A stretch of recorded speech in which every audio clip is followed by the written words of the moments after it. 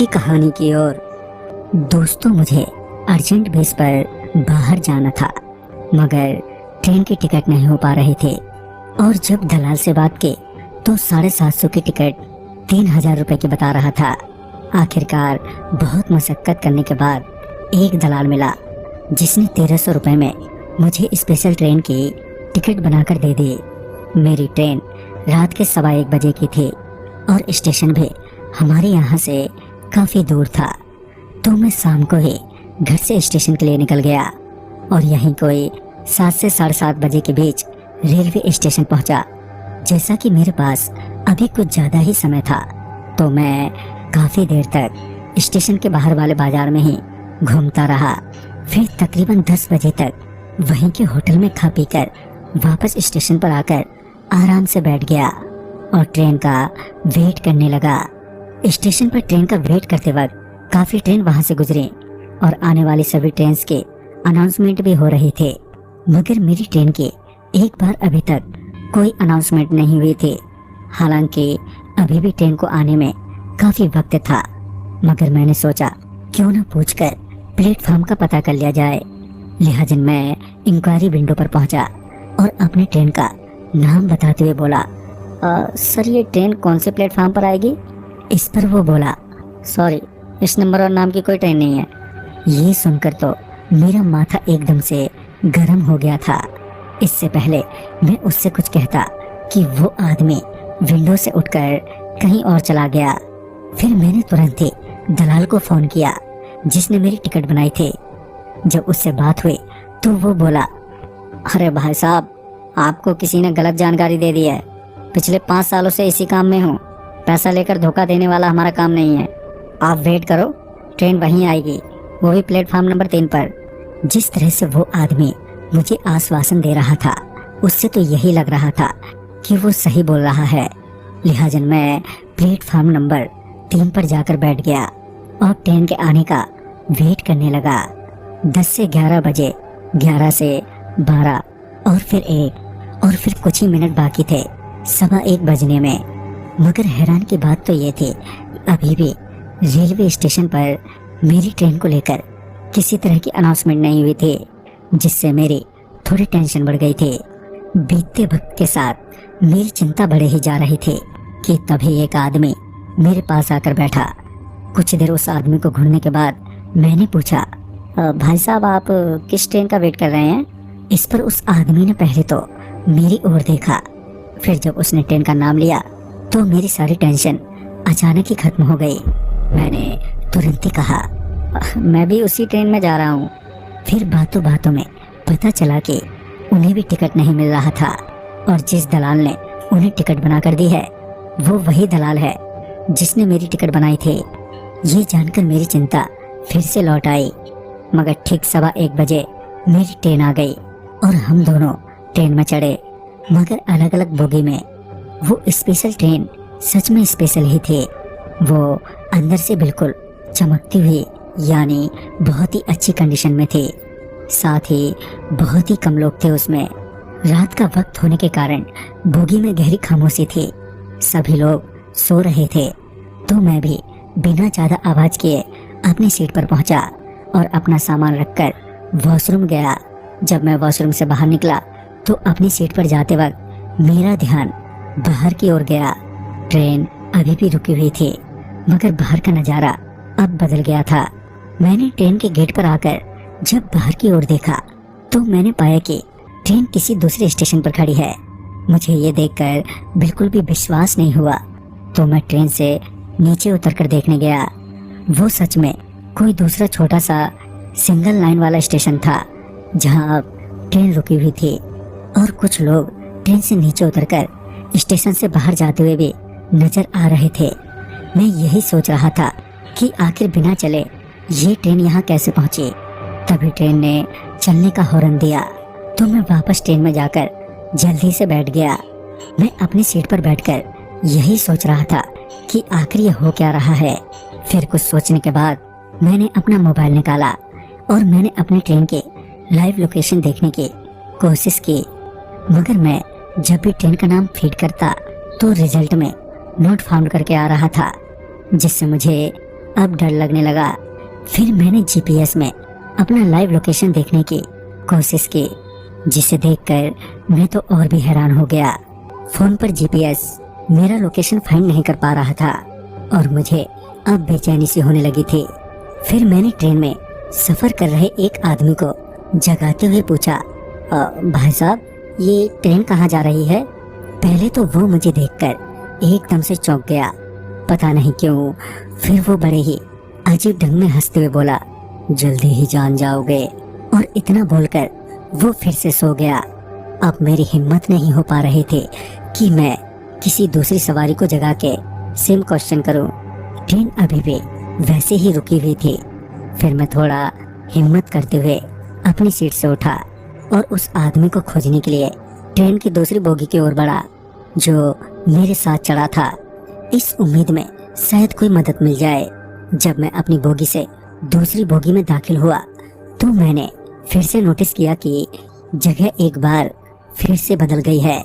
फिर जब गेट से बाहर की ओर देखा तो पाया कि इस बार ट्रेन किसी जंगल में खड़ी है। अब ये तो साफ हो गया था कि ये कोई नॉर्मल ट्रेन नहीं है। और अब सवाल ये था कि इस मुसीबत से बाहर कैसे निकला जाए। अभी तो मेरे को कुछ भी नहीं सूझ रहा था। मेरी जो थोड़ी बहुत उम्मीद थी वो उस आदमी पर ही निर्भर थी। लिहाजा मैं फिर से उस बोगी से अगले बोगी की ओर बढ़ा। बोगी से गुजरते वक्त एक बात तो मुझे और ज्यादा ही अजीब लगी। वो थी कि हर बोगी में सिर्फ 13 ही लोग थे। मेरी बोगी में भी मुझे लगा कि सिर्फ 13 ही जने थे। खैर, जब मैं अगले बोगी में पहुंचा तो फिर से एक बार जगह बदल गई थी। इस बार ट्रेन के दोनों तरफ खेत ही खेत थे। मैं आगे बढ़ ही रहा था कि मुझे किसी की जोर की आवाज सुनाई दी। ट्रेन से झांक कर देखा तो पाया कि 2 रेलवे पुलिस वाले एक आदमी का कॉलर पकड़कर खींचते हुए ट्रेन की ओर ला रहे हैं। रेलवे पुलिस वाला उस आदमी पर चिल्लाता हुआ बोल रहा था, तेरी इतनी हिम्मत कि तू ट्रेन की चेन खींचकर भागेगा। जब वो लोग करीब आए तो मैंने पाया कि वो आदमी जिसे पुलिस वाले पकड़ कर ला रहे थे तो वो वही आदमी था जिसे मैं ढूंढ रहा था। वो रेलवे पुलिस वाले उसे वापस ट्रेन में लेकर आ गए। वो लोग अगली बोगी में चढ़े थे तो मैं दौड़कर उस बोगी की ओर बढ़ा। जब मैं उस बोगी में पहुंचा तो पाया कि वो आदमी वहीं चुपचाप बैठा है। मैं उसके पास जाते हुए बोला, ये कैसी ट्रेन में चढ़ गए हम लोग? उसने मेरी आवाज सुनकर अपना सर ऊपर उठाया और उसके चेहरे से साफ जाहिर था कि वो भी मेरी तरह डरा सहमा हुआ है। वो मुझे देखते ही एकदम से रोने लगा। इससे पहले मैं उस आदमी से कुछ बात करता कि ट्रेन की विंडो से बहुत तेज की रोशनी आने लगी। विंडो से बाहर की ओर देखा तो पाया कि कोई बड़ा सा स्टेशन है। मैं तुरंत ही ट्रेन से नीचे उतरा और देखा कि स्टेशन काफी बड़ा है, मगर वो स्टेशन पूरा सुनसान था। फिर मेरी नजर कंबल ओढ़े हुए एक आदमी पर पड़ी। मैं उस आदमी को देखकर दौड़कर उसके पास गया और पूछा, ये कौन सा स्टेशन है? तो इस पर उस आदमी ने बड़े ही अजीब सी आवाज में बोला, नाड़ा। पहले तो मुझे समझ में नहीं आया कि वो क्या बोला। मैंने जब दोबारा पूछा तो इस बार उसने एक और इशारा करते हुए कहा, नाड़ा। जब मैंने उस ओर देखा तो पाया कि वहाँ रेलवे स्टेशन का बोर्ड लगा है जिस पर लिखा है इनाड़ा जंक्शन। मैंने आज से पहले कभी ये नाम नहीं सुना था। मैंने फिर से फोन निकाला और गूगल पर मैंने टाइप किया इनाड़ा जंक्शन, तो फिर से कुछ नहीं आया। मैं अभी मोबाइल पर दोबारा सर्च कर ही रहा था कि ट्रेन ने चलने की हॉर्न दे दी, मगर इस बार मुझे कोई जल्दी नहीं थी क्योंकि मुझे पता था ट्रेन कहीं नहीं जाएगी। ट्रेन ने एक बार फिर से हॉर्न दी, मगर मैंने फिर से अनसुना कर दिया। कुछ देर बाद जब मोबाइल से कुछ पता नहीं चला तो मैं वापस ट्रेन की तरफ मुड़ा। जैसे ही मैं मुड़ा तो मैंने देखा कि अब वहाँ पर वो ट्रेन नहीं है।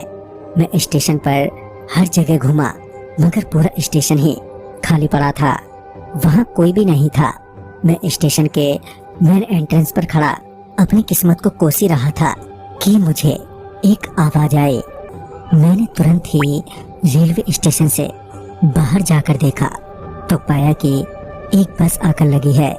मैं बस में चढ़ा तो बस में बहुत ज्यादा ठंड थी।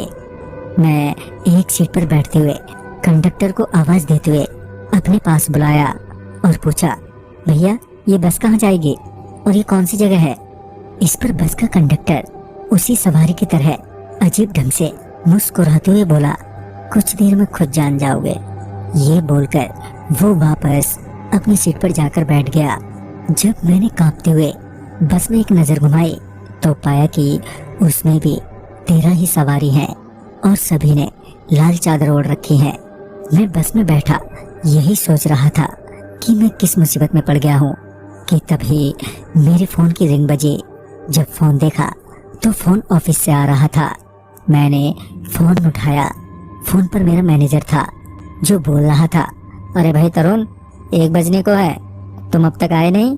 पता है ना कितना इम्पोर्टेंट मीटिंग है आज। इस पर मैंने कहा, मैं तो कल सुबह पहुंचूंगा ना सर, अभी तो रात का वक्त है। मैंने इतना कहा ही था कि फोन अपने आप ही कट गया। मैंने इधर से कॉल लगाने की बहुत ही कोशिश की मगर कोई फायदा नहीं हुआ। फोन रखते वक्त जब मैंने फोन पर ध्यान दिया तो फोन में कल का डेट दिखा रहा था और टाइम दोपहर के 1 बजे की। ये देखकर मैं तो पागल सा ही हो गया था। यहाँ अभी तक सुबह भी नहीं हुई थी और फोन के हिसाब से डेट और टाइम सब बदल चुका था। मैं तो यही सोचकर बैठा था कि सुबह होते ही कुछ न कुछ रास्ता मिल ही जाएगा, मगर सुबह ही नहीं हो रही थी। मैं अपनी सीट पर बैठा रो ही रहा था कि मैंने ध्यान दिया कि बस की सभी सवारियां उतर चुकी हैं और हम अब बस में सिर्फ 3 लोग ही बचे हैं और बस वापस मुड़ गई है कि तभी बस रुकी और कंडक्टर ने मुझे बस से उतरने का इशारा किया। बाहर बहुत ही अंधेरा था, दूर दूर तक खेत ही खेत थे। मैं बस से वहां उतरना तो नहीं चाहता था मगर न चाहते हुए भी मुझे वहां उतरना पड़ा। मैं अभी बस से उतरा ही था कि मुझे ट्रेन की हॉर्न बहुत जोर से सुनाई दी मगर आसपास कोई ट्रेन या रेलवे ट्रैक नजर नहीं आ रहा था। मैं यही सोच रहा था कि मैं क्या करूं अब कि तभी 2 लोगों ने मुझे पीछे से पकड़ लिया और चिल्लाते हुए बोले, अरे फिर से ट्रेन की चेन खींचकर भागे जा रहे हो। मैंने जब उनकी ओर देखा तो पाया कि वो दोनों वही रेलवे पुलिस वाले हैं जो उस वक्त उस आदमी को खींचकर ट्रेन में ले जा रहे थे। फिर सामने देखा तो वही ट्रेन सामने खड़ी थी। वो दोनों मुझे खींचते हुए उस ट्रेन में ले गए और मेरे को मेरी बोगी में छोड़कर वहां से चले गए। मैं घूम फिर कर वापस इसी ट्रेन में आ गया था। मुझे अब ऐसा लगने लगा था कि अब मेरी जिंदगी का सफर इसी ट्रेन में खत्म हो जाएगा।